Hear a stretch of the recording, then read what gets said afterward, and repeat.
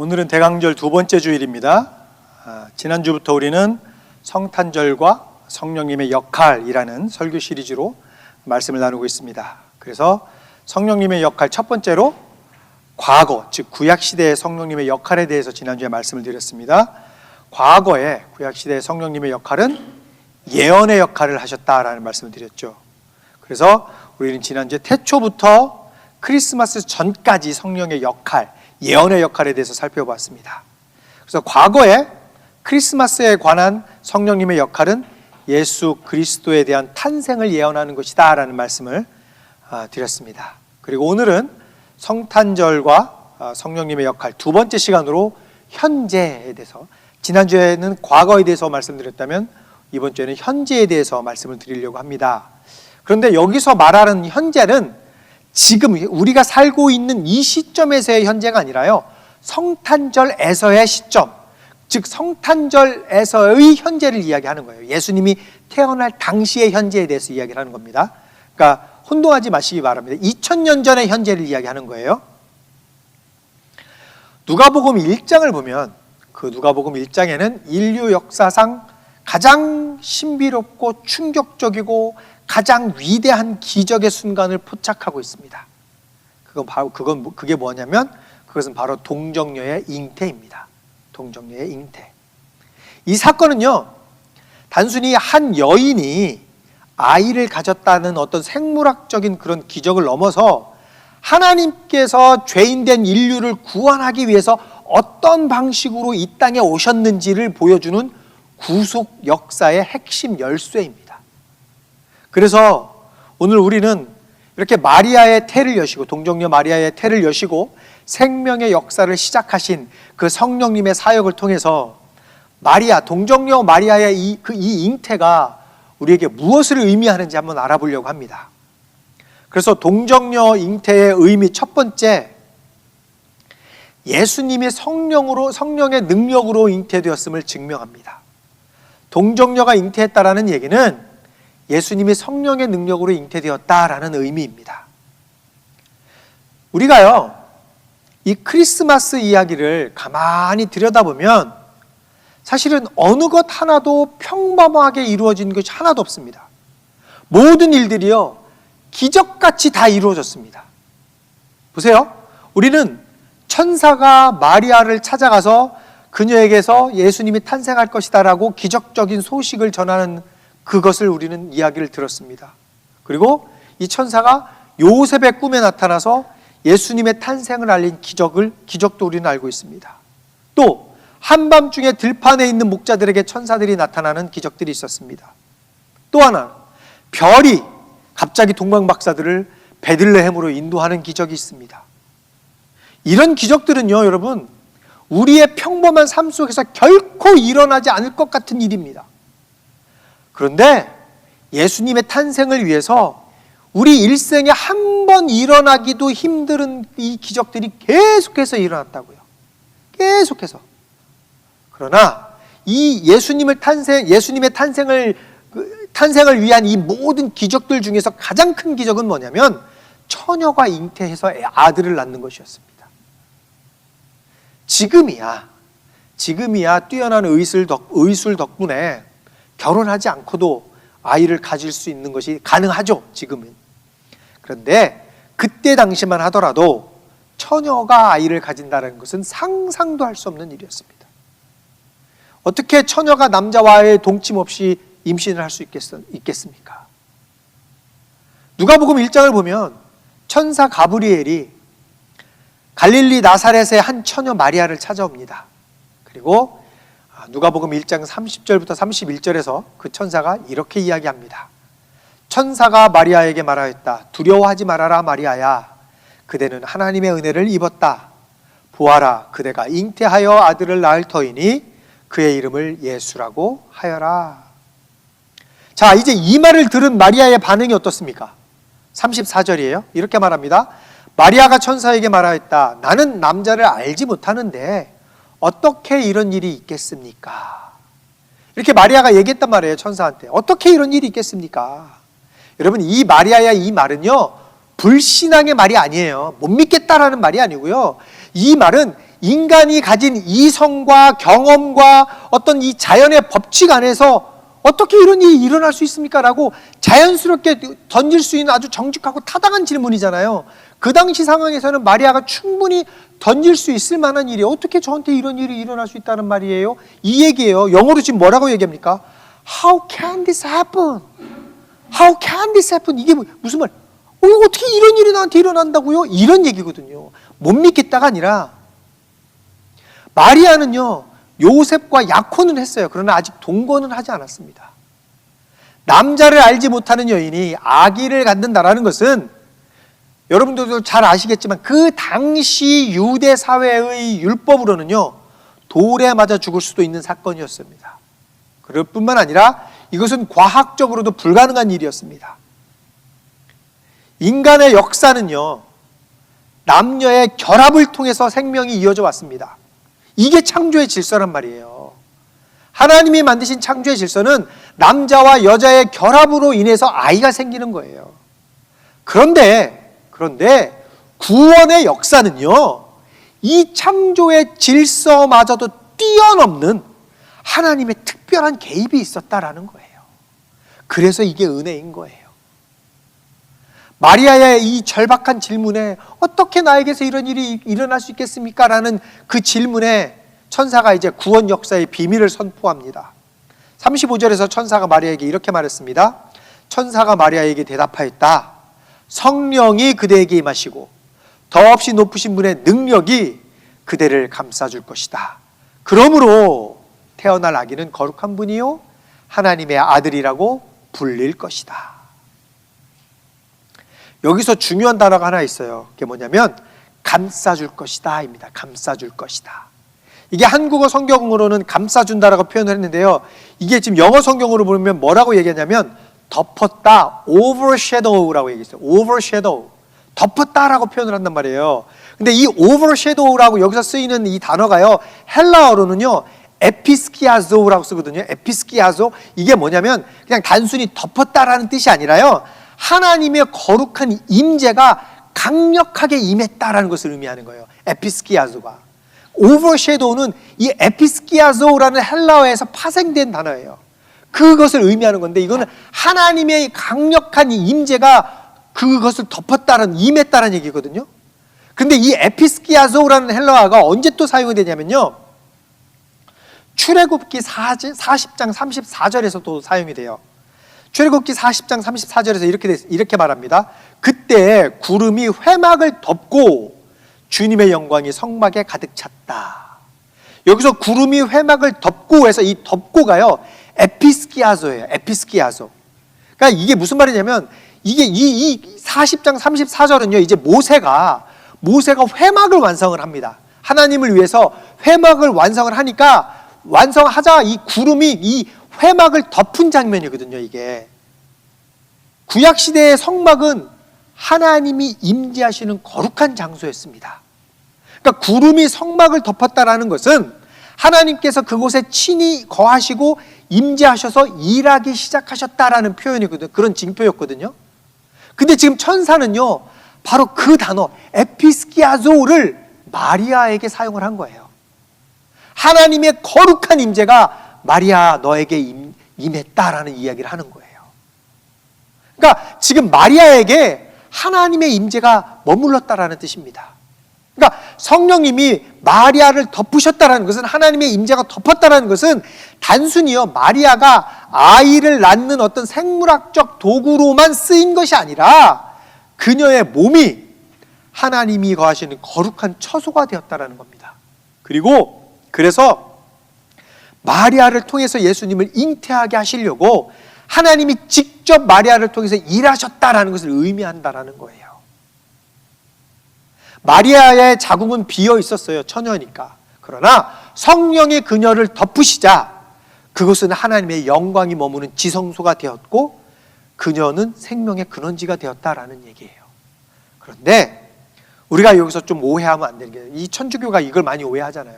그래서 마리아를 굉장히 신비스러운 여인으로 생각을 하고 예수님을 잉태하고 예수님을 낳은 분이어서 굉장히 거룩한 분이라고 생각을 하지만 그렇지 않죠.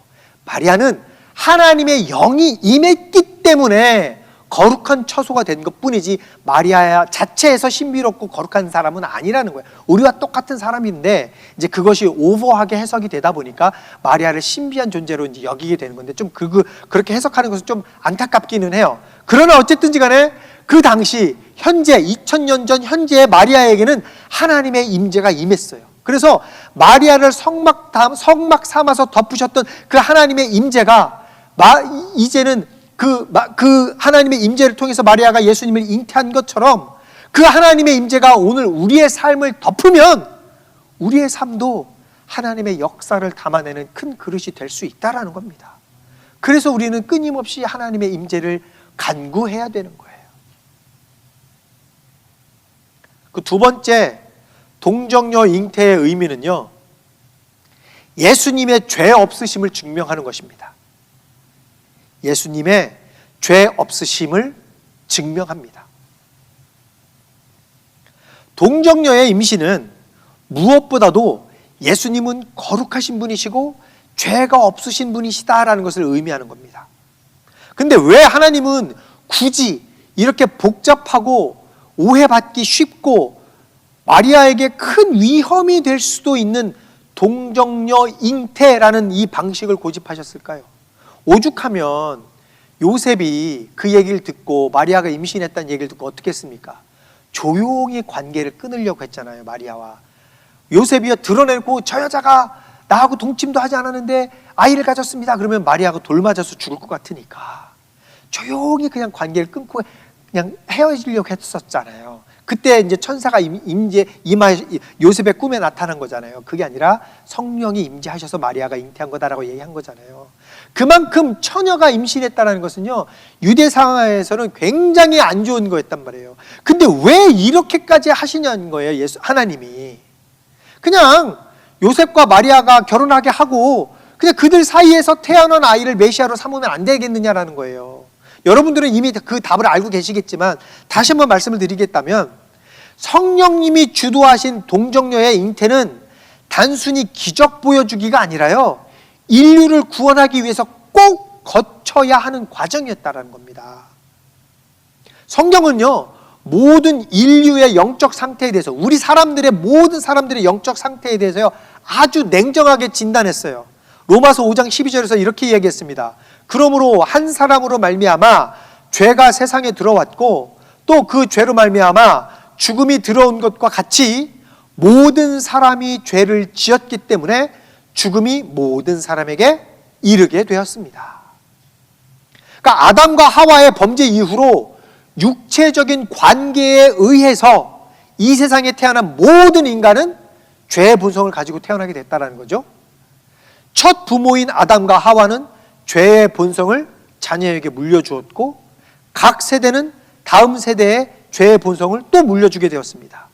그래서 다윗이 또 뭐라고 고백을 합니까? 그래서 시편 51편 5절에서 뭐라고 고백해요? 실로 나는 죄 중에 태어났고 어머니의 태 속에 있을 때부터 죄인이었습니다 라고 고백하잖아요. 이것은 어머니가 죄를 지었다는 것이 아니라 인간 존재 자체가 죄의 영향력 아래서 시작됐다라는 고백 아닙니까? 그러니까 만약에요, 그래서 예수님이 요셉이라는 육신의 아버지를 통해서 자연적인 방법으로 잉태되었다면 어떻게 되는 거예요? 예수님도 아담의 혈통을 이어받은 죄인으로 태어나게 되는 거잖아요. 죄인이 다른 죄인을 구원할 수는 없단 말입니다. 예를 들어서 내가 물에 빠졌어요. 나는 수영을 하지 못해요. 그래서 막 허우적거리고 있는데 옆에 사람도 같이 빠져 있어요. 나도 못 살 것 같은데 저 사람을 내가 어떻게 구합니까? 같이 물에 빠져 있는데. 나도 내 몸 하나 살리기가 힘든데 저 사람을 어떻게 구해요? 그 얘기예요. 그러면 우리를 구원하려면 물 밖에서, 즉 죄의 밖에서 그분이 구해 주셔야 된다는 거잖아요. 그래서 예수님은 성령으로 잉태되셨기 때문에 죄의 본성 없이 거룩하게 태어나셨다라는 얘기입니다. 그래서 이제 로마서 8장 3절에서 이렇게 이야기했습니다.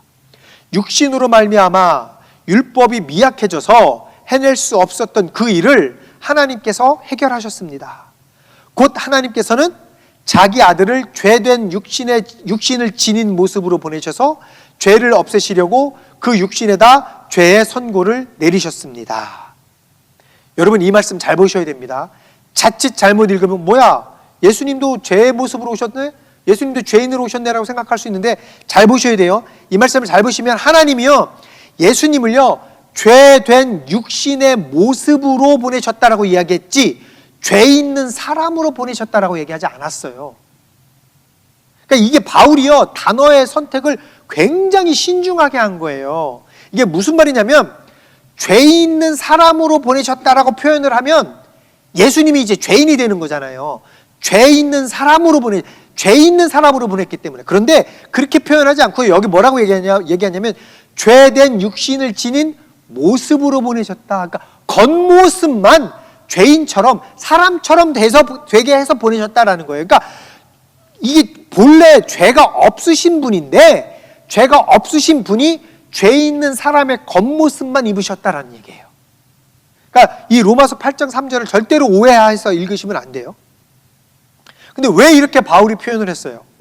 왜냐하면 예수님이 죄인인 사람의 어떤 그 육체적인 관계에 의해서가 아니라 거룩한 성령에 의해서 잉태되었기 때문에 죄가 없다, 죄된 사람의 그 모습을 입고 태어나셨다라는 이 표현이 성립이 되는 거예요. 죄가 없으시기 때문에. 그래서 고린도후서 5장 21절 앞부분에서요, 이렇게 말했습니다. 하나님께서는 죄를 모르시는 분에게 우리 대신으로 죄를 씌우셨습니다. 그러니까 예수님은 죄가 없는 분인데 우리를 살리려고 우리를 위해서 예수님에게 죄를 덮어 씌우셨다라는 얘기잖아요. 성령으로 잉태된 예수님은 죄가 없습니다. 그분은 성령으로 잉태되어서 거룩한 분으로 태어나셨고 우리의 죄를 대신 짊어지는 삶을 사셨습니다. 그러므로 성령님이 행하신 동정녀가 잉태하는 이 사역은 예수님을 죄 없는 구원자로 태어나게 하시기 위한 하나님의 계획이었다라는 거죠. 그리고 세 번째, 동정녀 잉태의 의미, 예수님의 성육신을 증명합니다. 예수님의 성육신. 예수님은 하나님의 아들이시지만 인간인 마리아에게서 태어나셨습니다. 즉 신이신 하나님이 여자의 육체를 통해서 사람의 몸으로 태어나셨다라는 그 말입니다. 우리는 이것을 성육신이라고 부릅니다. 예수님이 탄생하실 때 그분은 완전한 하나님이셨고 동시에 완전한 사람이셨다라는 사실이에요. 이것은 왜 이렇게 될 수 있었습니까? 예수님이 성령으로 잉태되셨기 때문에 이것이 가능한 거예요. 완벽한 하나님, 완벽한 사람, 성령으로 잉태되셨기 때문에. 우리가 생각해 보자고. 예수님이요, 세상에 오실 수 있는 방법에는요, 실제로 세 가지 방법이 있었습니다. 첫 번째는 예수님이 인간 어머니와 인간 아버지의 육체적 관계에 의해서 태어날 수 있었습니다. 아까 말씀드린 것처럼. 하지만 그렇게 되면 그분은 죄 없는 하나님이 안 되죠. 두 번째, 예수님은 인간이신 부모 없이 이 세상에 오실 수도 있었어요. 그렇죠? 그냥 오실 수도 있었잖아요. 굳이 인간의 몸을 입고 오실 필요가 없었잖아요. 근데 그렇게 되면 어떻게 됩니까? 그분은 인간이 아니셨잖아요. 인간이 될 수 없잖아요. 인간의 몸을 안 입고 태어났으니까. 예수님이요, 완전한 인간이자 완전한 하나님으로 이 세상에 오실 수 있는 유일한 방법은 동정녀의 몸을 통해서 이 땅에 오시는 거였어요. 그래서 하나님은 성령의 능력으로 동정녀 탄생의 기적을 행하신 거예요. 동정녀 잉태의 기적을. 그래서 마태복음 1장 23절에서 이사야의 말을 인용했어요. 똑같이 인용을 해서 동정녀 탄생에 대한 성육신의 중요성을 확인했습니다. 이렇게 이야기합니다. 보아라, 동정녀가 잉태하여 아들을 낳을 것이니 그의 이름을 임마누엘이라고 할 것이다 하신 말씀을 이루려고 하신 것이다. 자, 이제 하나님은 예수 그리스도의 성육신을 통해서 사람으로 이 땅에 우리와 함께 계셨습니다. 그래서 요한복음에서는요, 하나님이 성육신을 통해서 우리와 함께 오셨다라고 또 이야기를 합니다. 요한복음 1장 1절과 14절 이렇게 이야기합니다. 태초에 말씀이 계셨다. 그 말씀은 하나님과 함께 계셨다. 그 말씀은 하나님이셨다. 그 말씀은 육신이 되어 우리 가운데 사셨다. 우리는 그의 영광을 보았다. 그것은 아버지께서 주신 외아들의 영광이었다. 그는 은혜와 진리가 충만하였다. 이 말씀은 하나님이 말씀이신데, 예수님이 즉 말씀이신데, 말씀이신 하나님이 육신이 되어서 예수님으로 성육신 하셔서 우리와 함께 계신다라는 내용이에요. 그리고 이 모든 것은 성령을 통해서 이루어졌다라는 얘기입니다. 자, 그렇다면 크리스마스 날, 예수님이 태어나신 날에 성령님의 역할은 무엇입니까? 성령님은 크리스마스를 위해, 예수님의 탄생을 위해 동정녀의 잉태의 기적을 행하셨습니다.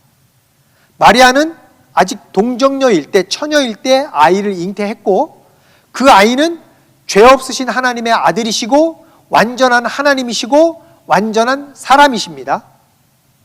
이렇게 우리는 예수님의 동정녀의 잉태의 의미를 이제 살펴보았어요.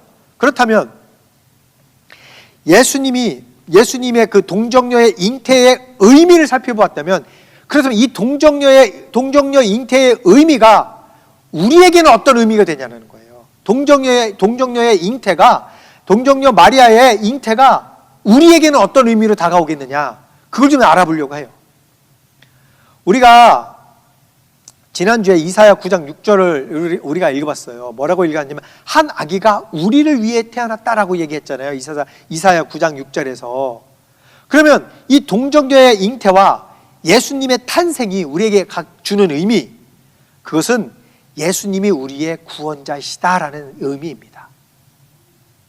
동정녀의 잉태가 우리에게 주는 의미는 예수님은 우리의 구원자 되십니다라는 의미입니다.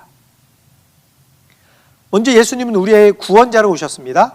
예수님은 거룩하게 태어나셨지만 우리는 거룩하지 않습니다.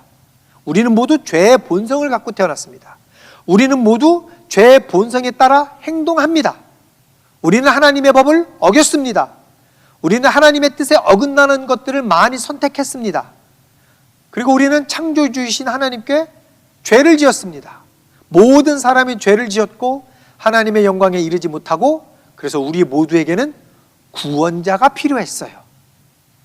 그래서 예수님은 우리의 죄를 십자가에서 죽으심으로써 우리의 구세주가 되기 위해서 이 땅에 오신 거예요.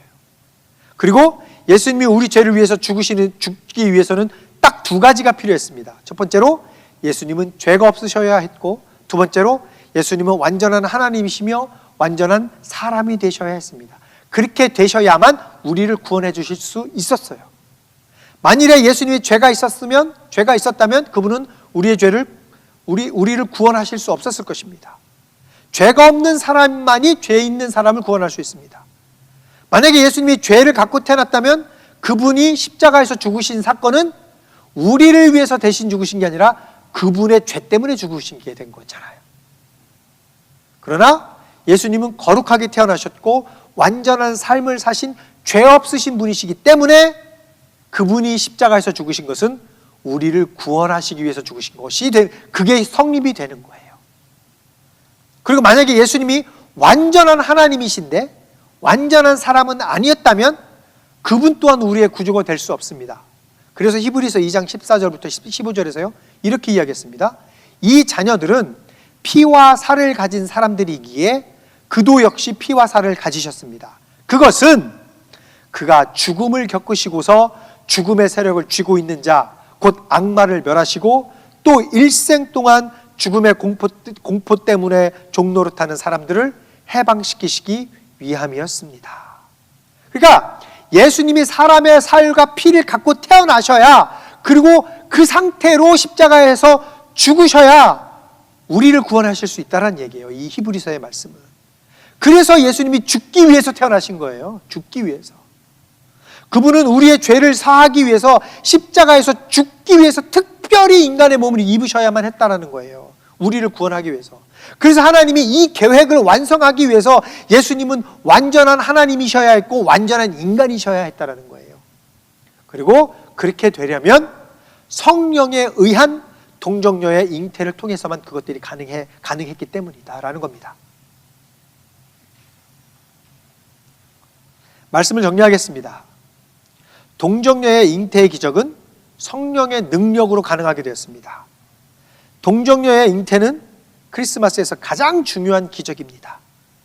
예수님은 죄 없이 태어나셨습니다. 그는 거룩하신 분이십니다. 그러기 위해서 예수님은 성육신으로 태어나셔야 했습니다. 그분은 완전한 하나님이시고 완전한 사람이십니다. 그리고 예수님은 우리의 구주가 되기 위해서 이 땅에 오셨습니다. 그리고 예수님은 죽기 위해서 태어나셨습니다. 그리고 그렇게 하기 위해서 예수님은 동정녀에게서 태어나셔야만 했습니다. 그리고 그 일을 이루기 위해서 성령에 의한 기적이 있었습니다. 성령님이 아니시면 우리는 죄 없는 구원자를 만날 수 없습니다. 성령님이 아니시면 우리는 하나님이시면서 사람이신 중보자를 만날 수 없었습니다. 성령님이 아니시면 우리의 구원의 문은 영원히 닫혀 있었을 것입니다. 우리는 구원의 빚진 자들입니다. 성령님의 이 놀라운 사역 덕분에 오늘 우리가 구원을 받아서 하나님의 자녀가 되었습니다. 그러므로 여러분, 이번 대강절 기간 동안 화려한 조명과 크리스마스 캐롤 등 이런 선율과 사람들이 주는 선물에 마음을 빼앗기지 마시기 바랍니다. 우리가 해야 할 일은 성령에 의해서 동정녀를 통해 이 땅에 오실 예수님을 기쁨과 감사로 맞이하는 것입니다. 대강절을 지내면서 우리를 구원하기 위해 이 땅에 오실 예수님을 위해 모든 것을 준비하고 있는 성령의 역할을 우리가 생각하시고 묵상하시면서 예수님의 탄생을 기다리시는 그런 여러분들이 되시기를 예수님의 이름으로 축복합니다.